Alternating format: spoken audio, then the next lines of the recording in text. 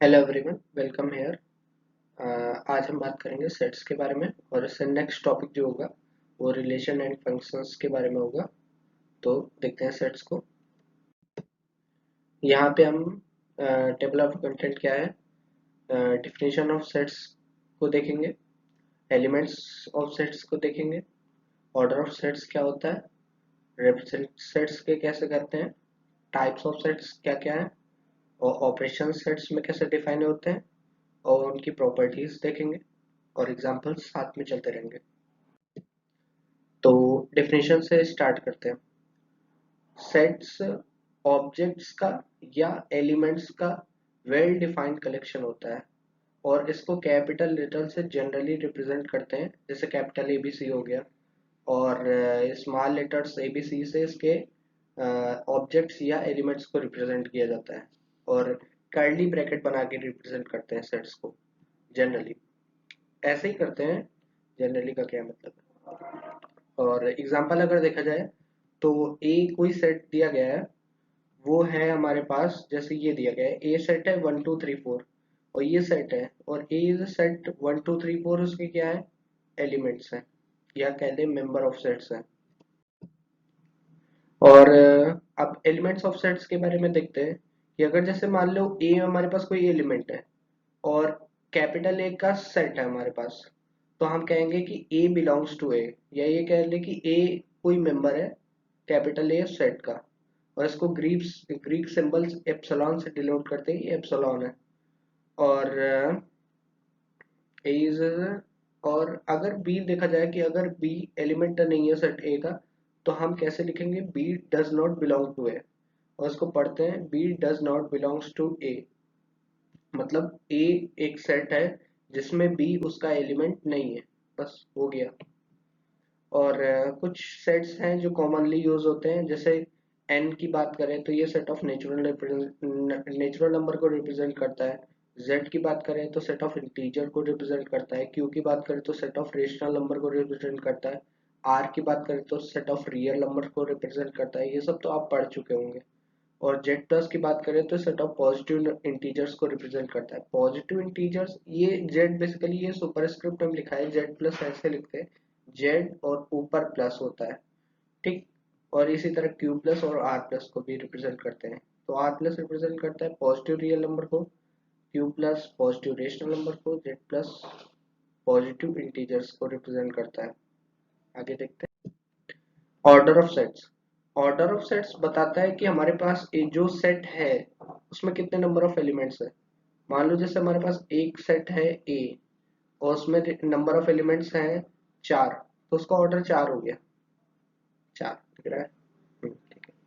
और उसके बाद फिर, और अगर इसी को बात करी जाए कि कार्डिनलिटी की, तो कार्डिनलिटी भी वही होता है कि ऑर्डर ऑफ सेट्स को कार्डिनलिटी बोल दिया जाता है। कि अगर बोला जाए कि एक सेट है हमारे पास वोवेल्स का, ए ई आई ओ यू होंगे, और उसकी कार्डिनलिटी पूछा जाए तो कार्डिनलिटी उसकी 5 हो जाएगी, क्योंकि 5 वोवेल्स होते हैं। और size of sets finite size का, फाइनाइट साइज का हो सकता है, इनफाइनाइट साइज का हो सकता है। अगर जिससे बात करी जाए नेचुरल नंबर की, तो नेचुरल नंबर सेट जो है वो इनफाइनाइट साइज का है। इंटीजर भी इनफाइनाइट साइज का है, क्योंकि इंटीजर प्लस जीरो को इंक्लूड करके +-1 +-2 आगे बढ़ते ही चले जाते हैं, तो ये इनफाइनाइट सेट हो जाएंगे।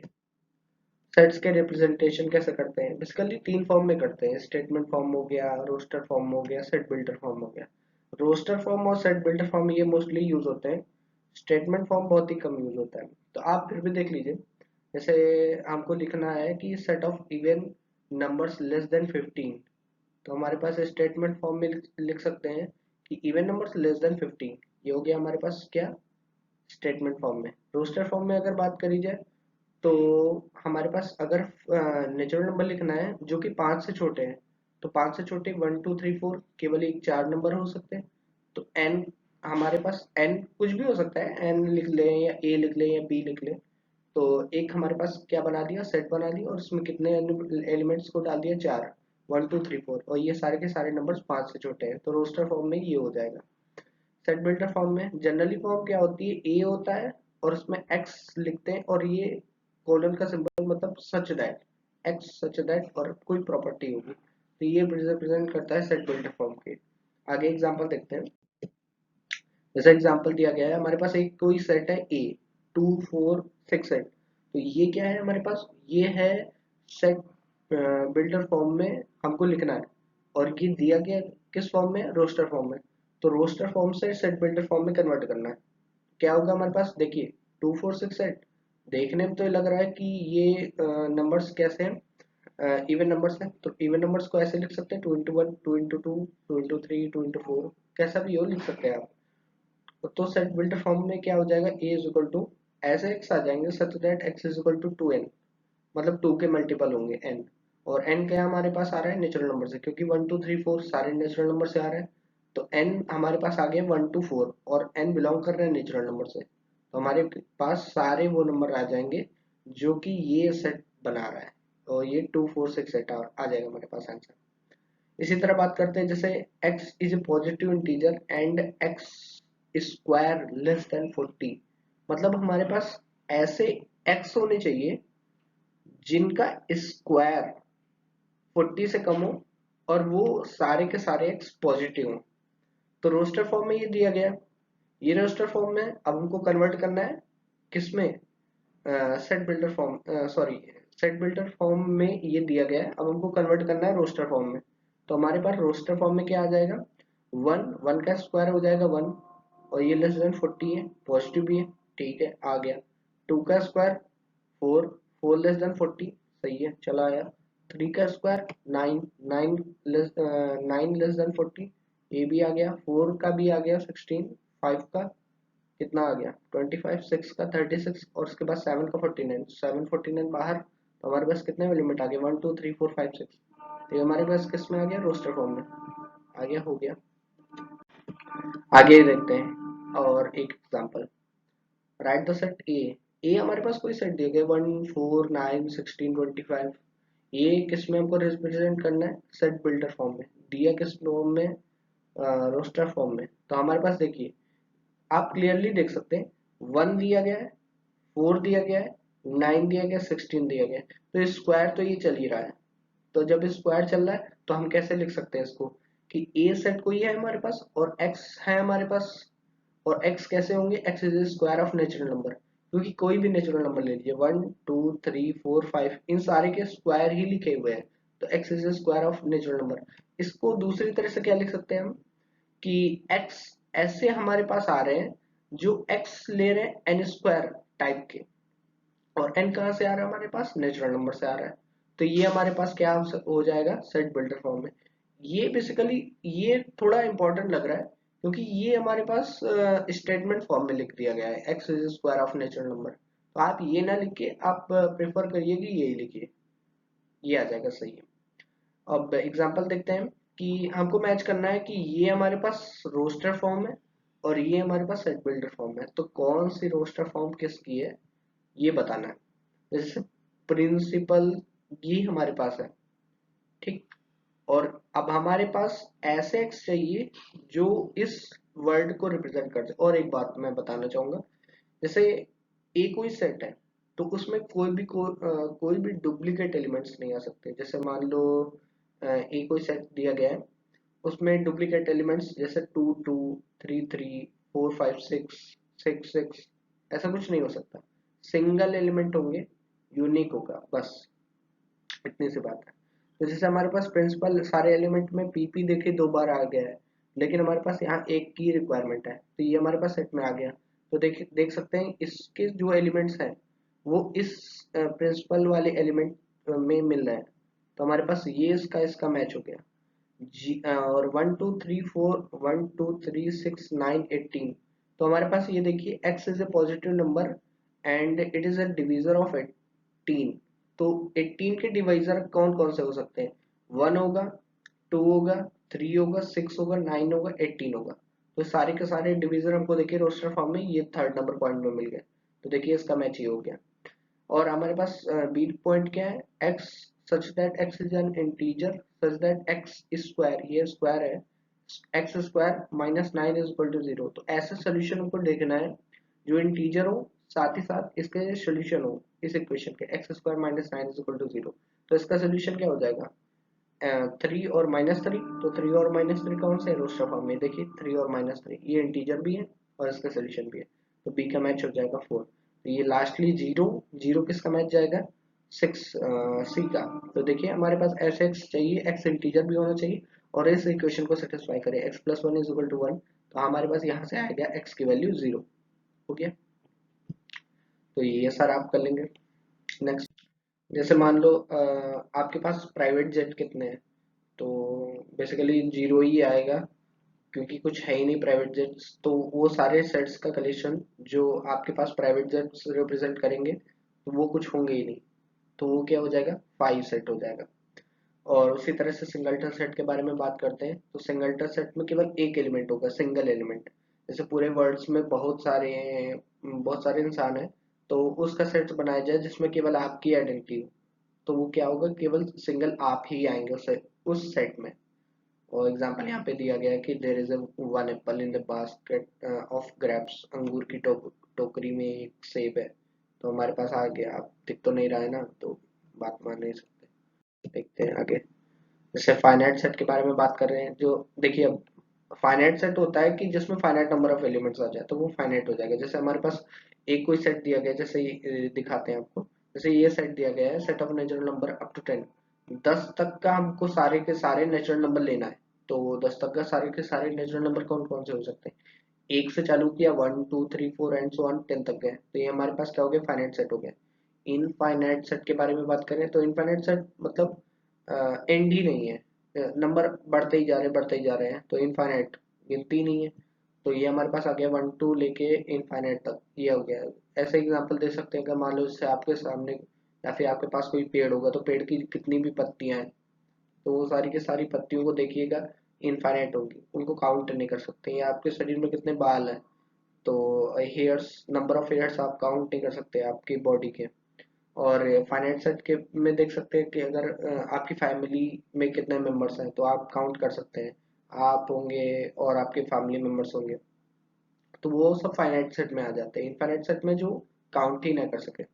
इक्विवेलेंट सेट क्या होते हैं कि दो सेट्स हैं और दोनों सेट्स इक्विवेलेंट तब होंगे जब उसके पास नंबर ऑफ एलिमेंट्स सेम होगा।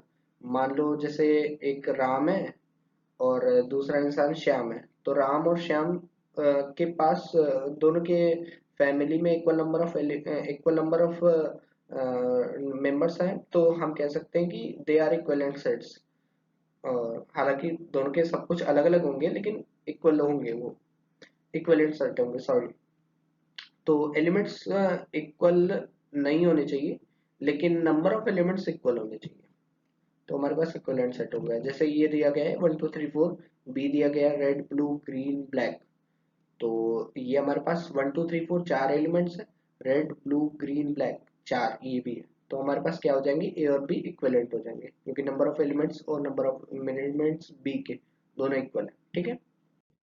अब आगे इक्वल सेट्स के बारे में बात करते हैं। तो देखिए दो सेट्स है हमारे पास, ए है और दूसरा सेट है बी, तो दोनों को क्या कहेंगे, इक्वल तभी कहेंगे जब हमारे पास ए के सारे एलिमेंट बी के सारे एलिमेंट दोनों बराबर हो। जैसे मान ली ए के सारे एलिमेंट जो भी है 1 2 3 4, वो बी के भी एलिमेंट्स होना चाहिए, और जो बी के एलिमेंट है वो ए के भी एलिमेंट होना चाहिए, तो हम कहेंगे कि ये ए और बी दोनों क्या है, इक्वल सेट्स है।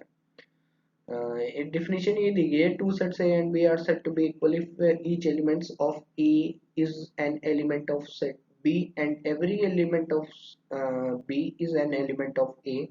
The order of element doesn't matter. Order matter नहीं करता है कि यहाँ पे लिखा है देखिए 1 2 3 4 एंड B में लिखा है 4 3 2 1, तो ये रिवर्स ऑर्डर में है, तो इससे कोई फर्क नहीं पड़ता, बट लेकिन जो नंबर ऑफ एलिमेंट तो इक्वल होनी चाहिए, साथ में एलिमेंट्स भी होने चाहिए, मतलब ए के सारे एलिमेंट बी के हो, बी के सारे एलिमेंट ए के। डिसजॉइंट सेट्स के बारे में बात करते हैं। डिसजॉइंट सेट्स लाइक दिस, मान लो हमारे पास एक सेट में कुछ एलिमेंट है, दूसरे सेट में कुछ एलिमेंट है, दोनों कनेक्टेड ही नहीं है, मतलब कोई भी एलिमेंट कॉमन ही नहीं है, तो हम कहेंगे दोनों क्या है, डिसजॉइंट एलिमेंट है। डिसजॉइंट सेट्स हैं, जैसे ए बी दो सेट्स हैं और उनको डिसजॉइंट कब बोलेंगे, जब दे does not have any common element. जैसे ए दिया गया 1 2 3 4, 1 2 3 4, तो ये हमारा गया, और उसके बाद फिर 5 6 7 8, तो ये हमारे पास बी आ गया। तो 5 6 7 8 का कोई भी एलिमेंट ए में नहीं है, बी का मतलब कोई भी एलिमेंट ए में नहीं है, और ए का कोई भी एलिमेंट बी में नहीं, तो क्या है, दिए डिसजॉइंट्स है। जैसे क्या नाम है, ए सेट है, और सबसेट्स के बारे में बात करते हैं। जैसे ए एक सेट है, तो इसको हम सबसेट बी का कहेंगे तब कब कहेंगे, जब ए के सारी एलिमेंट बी के एलिमेंट हो। मतलब ए की कोई भी एलिमेंट ले लें, वो बी का भी एलिमेंट हो, तो हम कह देंगे कि A is a subset of B, और डिनोट ऐसे करते हैं, A is a subset of B. तो even the set is considered to be subset of another set in general, a subset is a part of another set। और एक और बात, जैसे नल सेट है, तो नल सेट दुनिया का कोई भी सेट ले लो उसका सबसेट बनेगा। मतलब कोई भी ऐसा सबसेट, कोई भी ऐसा सेट नहीं है जिसका सबसेट ना मिल पाए। नल सेट तो डेफिनेटली बनेगा ही, बाकी और बनते रहेंगे, यही बता गया है।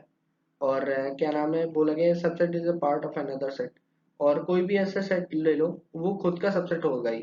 कोई भी सेट, मान लीजिए ए एक हमारे पास सेट है, तो ए इज सबसेट ऑफ ए। मतलब सबसेट खुद का सबसेट होता है, ये नोट में दिखा गया है लेकिन हम बता दिया।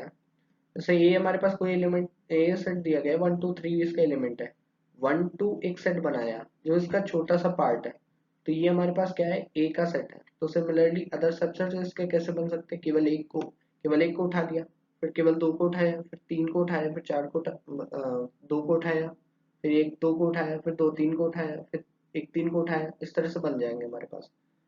तो हमारे पास ये सारे क्या है, हमारे ए के सबसेट्स हैं। और नोट में हमारे पास दिया गया है set is also subset of itself. और ये क्या दिया गया है, if A is not subset of B then it is denoted at A. Not का सिंबल ऐसे बनाते हैं, सबसेट ऑफ बी ऐसे बन जाएगा, मतलब ऐसे बन जाएगा सबसेट ऑफ बी, और एक लाइन खींच देंगे तो क्या बन जाएगा, नॉट। तो A is not a subset of B, हो गया। प्रॉपर सबसेट के बारे में बात करते हैं। देखिए, अगर कोई सेट है हमारे पास बी, बड़ा सेट, और उसमें कोई छोटा सा सेट ले लिया, तो वो इस इतना ही है, तो इसको कहेंगे प्रॉपर सबसेट।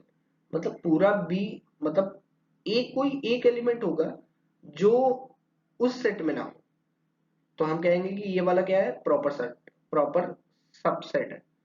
डेफिनेशन से देख लेते हैं कि A subset of B and A is not equal to B. मतलब ए बी के बराबर नहीं होना चाहिए, बाकी ए सबसेट हो जाए बी का, तो हम कहेंगे कि A is a proper subset of B. और डिनोट कर सकते हैं कि ए इक्वल का, देखिए यहाँ पे इक्वल का साइन लगा हुआ था, और यहाँ पे इक्वल का साइन हट गया, तो A is a subset of B, ये लगा दिया हमने।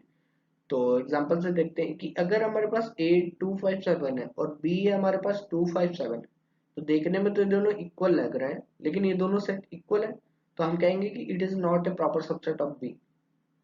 सेट्स सबसेट बनेगा लेकिन प्रॉपर सबसेट नहीं बनेगा। प्रॉपर सबसेट के लिए क्या होना चाहिए कि एक एलिमेंट कम से कम बी में ज्यादा ही हो, ए के कंपैरिजन में। तो ए हमारे पास 2 5 आ गया, बी हमारे पास 2 5 7 है, तो यहाँ पे हम कह देंगे कि A is a subset, is a proper subset of B. अब समझ में आई बात। अब सुपरसेट के बारे में बात करते हैं कि A is a subset, A is set to B superset of B if all the elements of set B are the elements of set A, it is represented as A. और ये देखिए रिवर्स सिंबल है B का। तो देखिए, अगर A is a subset of B, तो हम कहेंगे कि B is a superset of A. Reverse, reverse है और कुछ नहीं है, सुपरसेट कुछ नहीं है, रिवर्स है सबसेट का। तो देखिए डिनोट कैसे करेंगे, फॉर एग्जांपल के लिए देखते हैं कि अगर ए हमारे पास दिया गया है 1 2 3 4 और बी दिया गया है 1 3 4, तो देखिए ए बड़ा है बी छोटा है, तो हम कहेंगे कि A is a superset of B, या फिर B is a subset of A, दोनों एक ही है।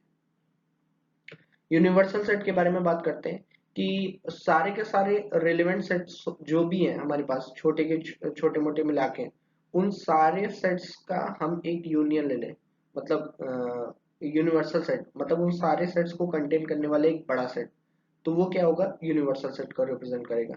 या फिर ये देखिए, the sets which contains all the elements of the other sets, सारे सेट्स के सारे एलिमेंट्स को एक सेट्स में रख देंगे तो वो यूनिवर्सल सेट का काम कर जाएगा।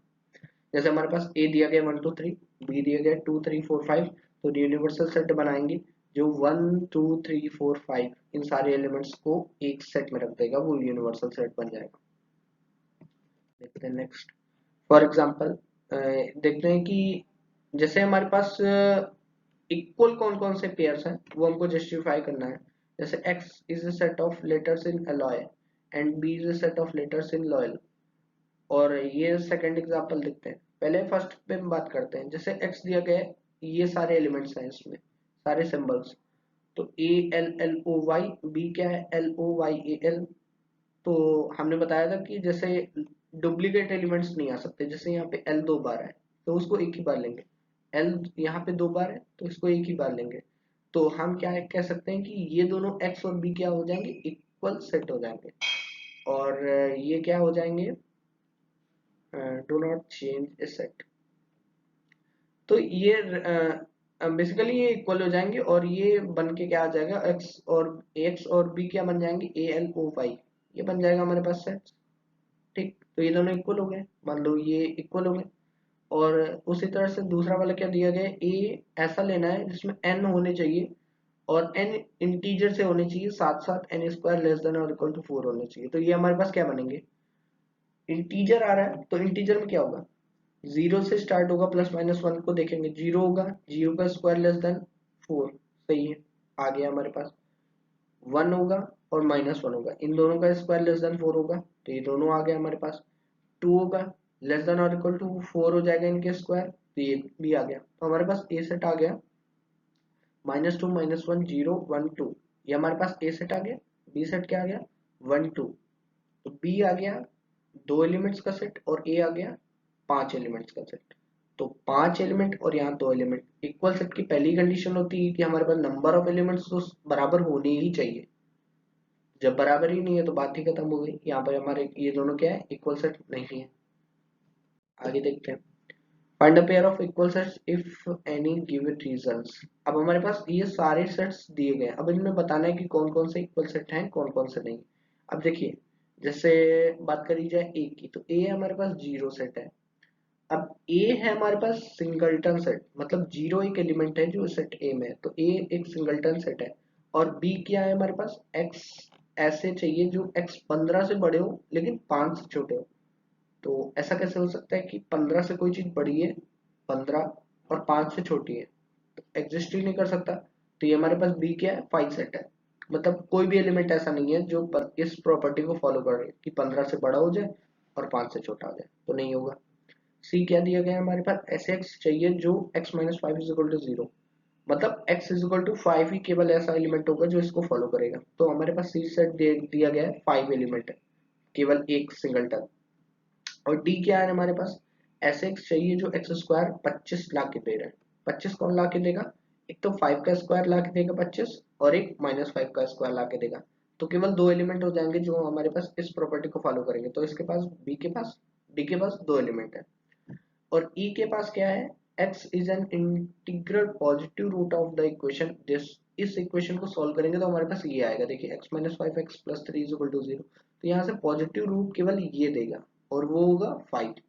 तो हमारे पास e दे रहा है एक सिंगलटन सेट जो 5 एलिमेंट को कंटेन कर रहा है।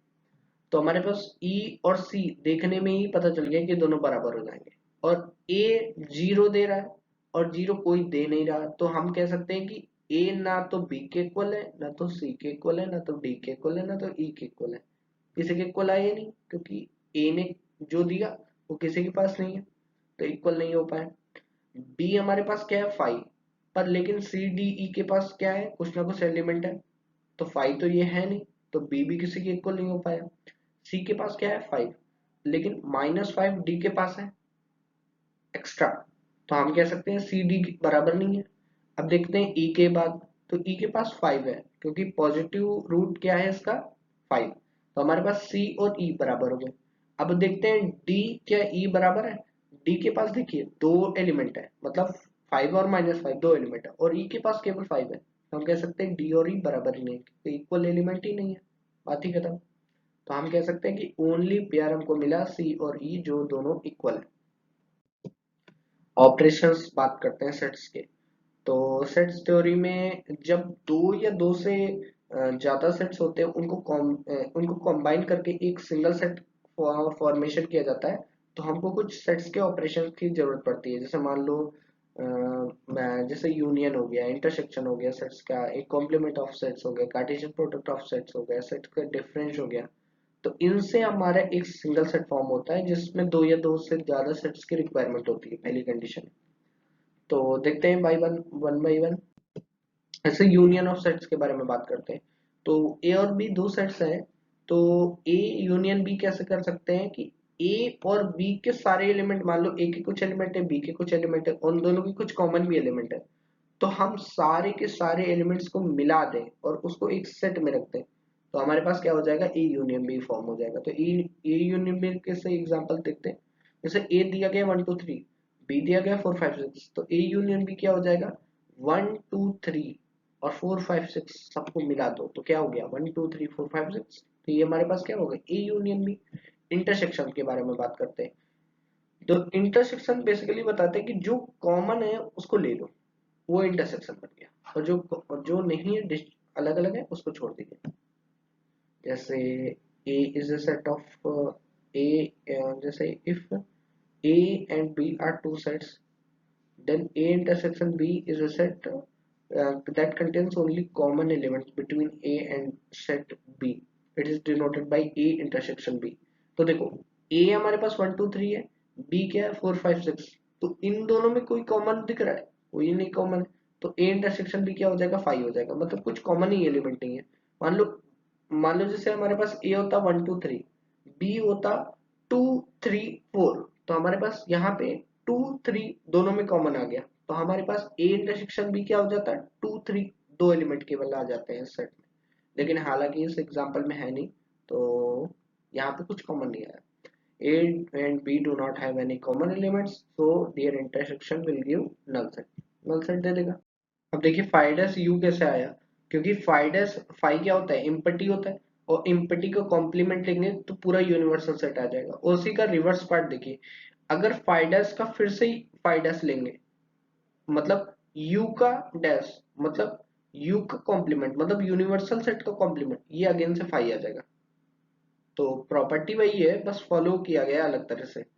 एग्जाम्पल से देखते हैं कि अगर मान लो जैसे ए सेट दिया गया है 2 3 5 7 9, ये एलिमेंट है ए सेट में, और यूनिवर्सल सेट दिया गया 1 2 3 4 5 7 8 9, और तब हमको ए डैश फाइंड करना है। तो ए डैश क्या हो जाएगा, ए डैश वो होगा जो यूनिवर्सल सेट के एलिमेंट में से ए सेट को हटा दो, ए सेट के सारे एलिमेंट को हटा दीजिए, बाकी के यूनिवर्सल सेट से जितने भी एलिमेंट बचे हुए हैं उन सबको ले लो यार।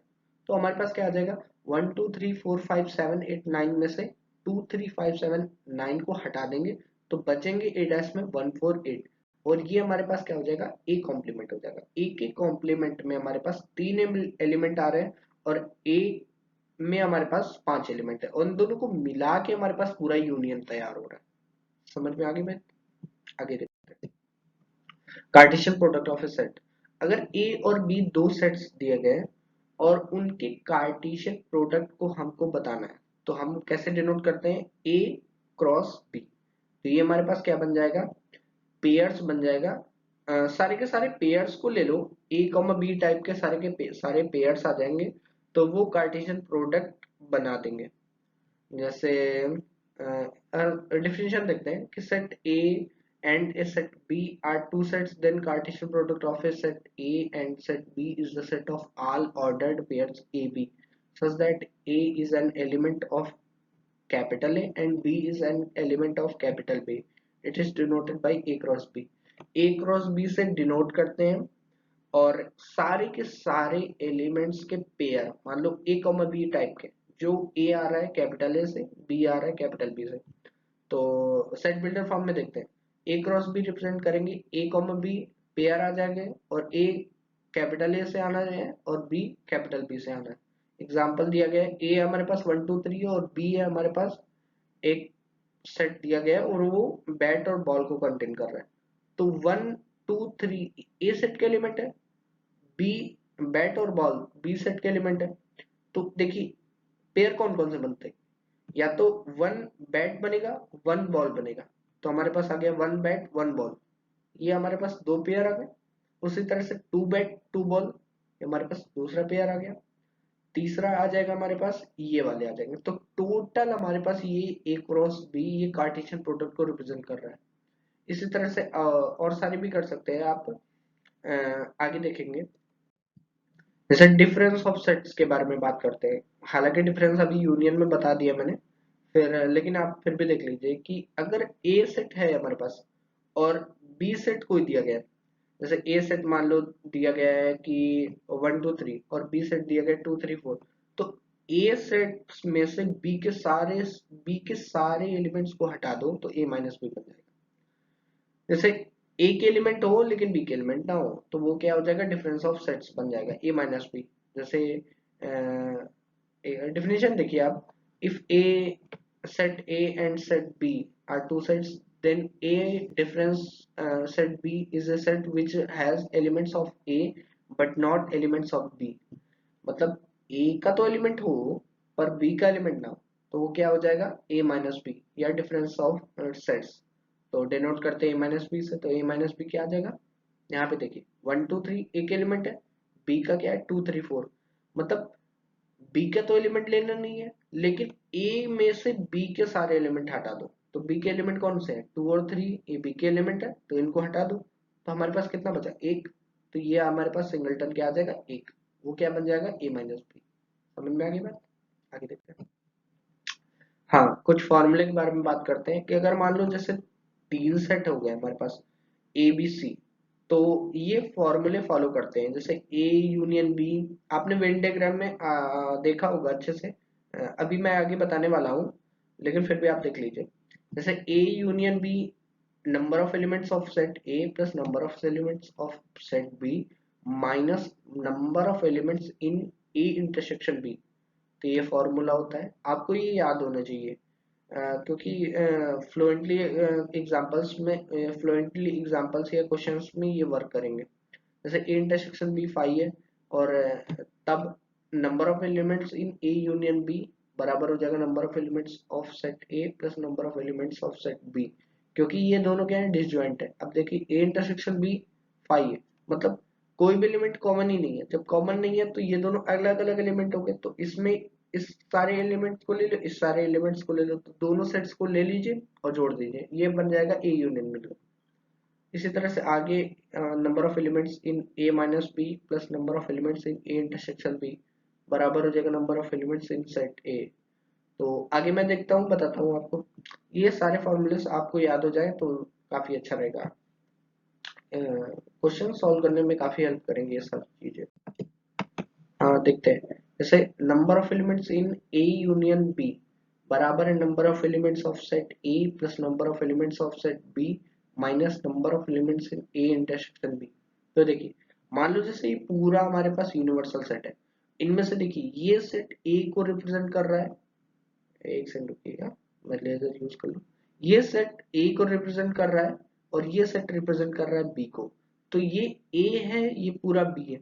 मान लो हमने पूरा ए ले लिया, ये पूरा कवर हो गया ए, और फिर हमने उसके बाद ले लिया बी, तो ये पूरा कवर कर लिया हमने बी ने। तो देखिए, ए हमारे पास आया तब बी ए ग्रीन वाला पार्ट आया ना, बी हमारे पास आया तब बी ए ग्रीन वाला पार्ट आया। तो देखिए, number of elements of set A plus number of elements of set B, इन दोनों में ही हमने दो बार ग्रीन को ले लिया, तो एक बार ग्रीन को हटाना पड़ेगा ना। तो हमारे पास number of elements of set A intersection B, एक बार ग्रीन को हटा दिया, मतलब एक ग्रीन को हटा दिया, तो एक बचा ये पूरा, एक ये वाला बचा, एक ये वाला बचा, तो तीनों पार्ट को जोड़ दिया तो ए यूनियन बी आ गया। मतलब पूरा हमारे पास क्या आ गया, ए यूनियन बी। ये हमारे पास क्या आ जाएगा, ए यूनियन बी का number of elements of set A, number of elements of set B and number of elements of set A intersection B, इसको हटा दो। ठीक। अब देखिए, अगर ए और बी फाइनाइट सेट है और ये दोनों डिसजॉइंट है, मतलब ये पूरे यूनिवर्सल सेट है। फाइनाइट सेट मतलब ये अलग है, ये अलग है, इसके कुछ एलिमेंट है, इसके कुछ एलिमेंट है, इसके इसके एलिमेंट में कुछ कॉमन नहीं है, मतलब हमको इंटरसेक्शन की झंझट ही नहीं है। मतलब हमारे पास क्या आ जाएगा सिंपल वर्ड में, कि ए यूनियन बी इन दोनों को मिलाना है। अब ये दोनों अलग अलग है तो अलग अलग को मिला लो, एक की इसको मिला लिया, एक इसको मिला लिया, तो हमारे पास क्या हो जाएगा, number of elements in A union B, number of elements of set A plus number of elements of set B. इन दोनों के अलावा कुछ है ही नहीं, तो बात खत्म, अब उनको कुछ करना ही नहीं है। आगे हमारे पास सिंपल वर्ड में क्या कहेंगे कि A and B are finite sets and these sets are disjoint, then the cardinal number of union of sets A and B are equal to the sum of cardinal number of set A and set B। Cardinal number का ये number of sets का number of elements का ये बात एक ही है। तो finite sets हैं और ये दोनों डिसजॉइंट है, तो उनके यूनियन का कार्डिनल नंबर उनके इंडिविजुअल कार्डिनल नंबर के सम के बराबर होगा, बस इतना है और कुछ नहीं। आगे देखिए, number of elements of A union B, ये बराबर होता है number of elements of A minus B, number of elements of B minus A and number of elements of A intersection B. अब देखिए ए माइनस बी मतलब क्या, ए हो B ना हो, तो मतलब ए बस इतना हो जिसमें बी नहीं आ रहा है, फिर बी को हटा दो। अब फिर बी माइनस है मतलब बी हो लेकिन ए ना हो, तो ये मतलब ये वाला ब्लू वाला पोर्शन आ गया, ये वाला पोर्शन मतलब ये ऑरेंज वाला पोर्शन आ गया, तो ये दोनों तो आ चुके हैं, ये आ गया है और ये आ चुका है, लेकिन ये ग्रीन वाला तो बचा हुआ है ना, तो इसको भी ऐड करना पड़ेगा यूनियन के लिए। तो ए यूनियन बी हमारे पास क्या हो जाएगा, ये तीनों आ जाएंगे, तो हमारे पास number of elements of A minus B plus number of elements of B minus A plus number of elements of A intersection B, ये हमारे पास ए यूनियन बी के बराबर आ जाएगा। तो मतलब ये तीनों हमारे पास आ जाएंगे, तो वो क्या हो जाएगा, ए यूनियन बी के नंबर ऑफ एलिमेंट्स को रिप्रेजेंट कर जाएगा। आगे बात समझ में, आगे देखते हैं।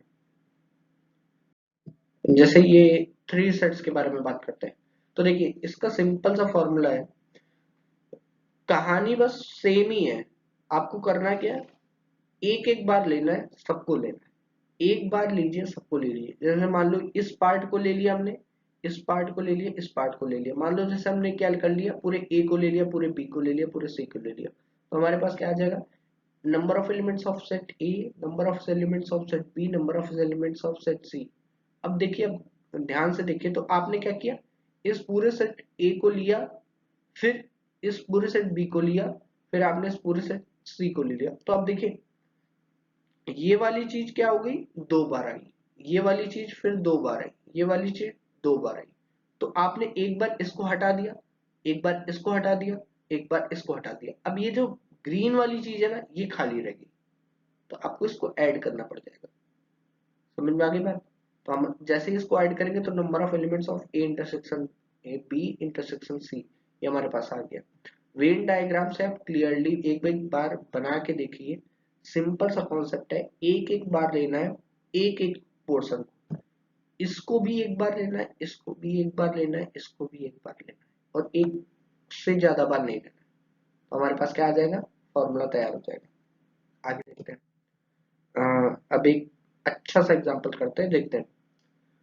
200 स्टूडेंट हैं क्लास 11th में, अब 120 क्या करते हैं, मैथमेटिक्स पढ़ते हैं, 50 क्या करते हैं, कॉमर्स पढ़ते हैं, 30 स्टूडेंट मैथमेटिक्स और कॉमर्स दोनों पढ़ते हैं। तो हमको फाइंड करना है कि मैथमेटिक्स पढ़ते हैं बच्चे और लेकिन कॉमर्स नहीं पढ़ते हैं, तो वो कितने लोग हैं, कॉमर्स पढ़ते हैं लेकिन मैथमेटिक्स नहीं पढ़ते, तो वो कितने लोग हैं, मैथमेटिक्स और कॉमर्स, मैथमेटिक्स या कॉमर्स दोनों में से कोई एक पढ़ता हो, तो अब वो कितने लोग हैं, ये मैथमेटिक्स हो या कॉमर्स हो वो चल जाएगा, ठीक। तो हमारे पास देखते हैं क्या हो जाता है, यूनिवर्सल सेट में हमारे पास 200 स्टूडेंट है, मतलब 200 स्टूडेंट है, और उनमें से क्या होता है, केवल 120 क्या पढ़ते हैं, मैथमेटिक्स, मतलब number of elements of set ए, अगर ए रिप्रेजेंट करता है मैथमेटिक्स पढ़ने वाले बच्चों को, बी रिप्रेजेंट करता है कॉमर्स पढ़ने वाले बच्चों को, तो हमारे पास number of elements of set A ये 120 हो गया, number of elements of set B ये 50 हो गया, number of elements of A intersection B common क्या हो जाएगा 30, क्योंकि 30 बच्चे वही है जो दोनों पढ़ते हैं। वेन डायग्राम से विजिबल क्लियरली आप देख सकते हैं कि एक मैथमेटिक्स पढ़ेगा, एक हमारे पास दोनों क्या हो जाएंगे, इनमें से कुछ कॉमन आ जाएगा, कुछ पोर्शन ऐसे कॉमन हो जाएगा, तो ये जो कॉमन पोर्शन है ये हमारे पास रिप्रेजेंट करता है मैथमेटिक्स और कॉमर्स दोनों पढ़ने वाले बच्चों को। हमको बताना है ये कितने लोग हैं, और मैथमेटिक्स पढ़ने वाले और कॉमर्स पढ़ने वाले। तो देखते क्या होता है, A number of elements of set A ये बराबर होता है number of elements A minus B plus A intersection B. अब देखिए ए रिप्रेजेंट कर रहा है मैथमेटिक्स वालों को, तो ए माइनस बी रिप्रेजेंट करता है मैथमेटिक्स है, पर बी मतलब कॉमर्स नहीं है, और ए इंटरसेक्शन बी मतलब दोनों में कॉमन, मतलब मैथमेटिक्स और क्या नाम कॉमर्स उन दोनों में कॉमन, तो कॉमन मैथमेटिक्स भी पढ़ते थे। तो हमारे पास a माइनस बी क्या आ जाएगा, a माइनस बी हो जाएगा number of elements of set a minus number of elements of a intersection b। मतलब number of elements of set a मतलब a क्या है पूरे मैथमेटिक्स वाले, और उनमें से हटा क्या रहे हम a इंटरसेक्शन b, मतलब जो कॉमन है। कॉमन मतलब मैथ कॉमर्स पढ़ने वाले भी थे, तो उनको हटा दिया हमने। तो ये इंडिविजुअल कितना आ गया, अलग से ये आ गया हमारे पास 90। मतलब 90 ऐसे लोग हैं जो केवल प्योरली मैथमेटिक्स पढ़ते हैं और कुछ नहीं पढ़ते। तो ये लिखा हुआ है the number of students who study mathematics but not commerce, ये 90 आ गया। ठीक, आगे देखते हैं। सिमिलरली हम देख सकते हैं कि अब हमारे पास कॉमर्स पढ़ने वाले कितने लोग हैं। तो कॉमर्स पढ़ने वाले हमारे पास हैं number of elements of set B, ये आ जाएगा बी माइनस ए। मतलब कॉमर्स पढ़ने वाले लोग हैं लेकिन मैथमेटिक्स नहीं पढ़ते हैं, वो हमारे पास आ जाएंगे 50। कौन थे 50 जो कॉमर्स पढ़ते थे, और उनमें कौन ऐड था, जो मैथमेटिक्स पढ़ते भी थे वो लोग ऐड थे। तो हमारे पास इनको हटा दो जो मैथमेटिक्स पढ़ने वाले थे, तो हमारे पास 20 ऐसे प्योर बच्चे हैं जो केवल कॉमर्स पढ़ते हैं। तो the number of students who study commerce but not mathematics, ये 20 हो जाएगा। तीसरा पॉइंट क्या था, जो मैथमेटिक्स या कॉमर्स पढ़ते हैं, या तो मैथमेटिक्स पढ़ रहे हो या कॉमर्स पढ़ रहे हो या दोनों पढ़े, इससे फर्क नहीं पड़ता कुछ भी हो। तो हमारे पास देखिए number of elements in A union B, मतलब मैथमेटिक्स हो या कॉमर्स हो, यूनियन रिप्रेजेंट करता है और को, इंटरसेक्शन रिप्रेजेंट करता है एंड को। ठीक, तो आप यहाँ से देख लीजिए a number of elements of set a number of elements of set b minus number of elements in set a intersection b। तो 120 क्या है मैथमेटिक्स और कॉमर्स वाले, 50 क्या है कॉमर्स और मैथमेटिक्स वाले कॉमर्स पढ़ते हैं। तो ये दोनों ऐड कर रहे हैं, लेकिन इन दोनों में से दो हमारे पास आ चुके हैं किसके, दो बार हमने ले लिया मैथमेटिक्स और कॉमर्स वालों को, तो इनको हटा दो, हमारे पास 140 क्या हो जाएगा, आंसर हो जाएगा। ये देखिए कुछ प्रॉपर्टी है जो सेट्स फॉलो करता है, जैसे कम्यूटेटिव प्रॉपर्टी को फॉलो करता है, एसोसिएटिव प्रॉपर्टी को फॉलो करता है, डिस्ट्रीब्यूटिव प्रॉपर्टी को फॉलो करता है। ये आपको याद हो जाएगी तो क्वेश्चन में बहुत ही हेल्प होगी। जैसे A union B, A union B, B union A के बराबर होता है, A intersection B, B intersection A के बराबर होता है। कम्यूटेटिव प्रॉपर्टी को होल्ड करता है सेट।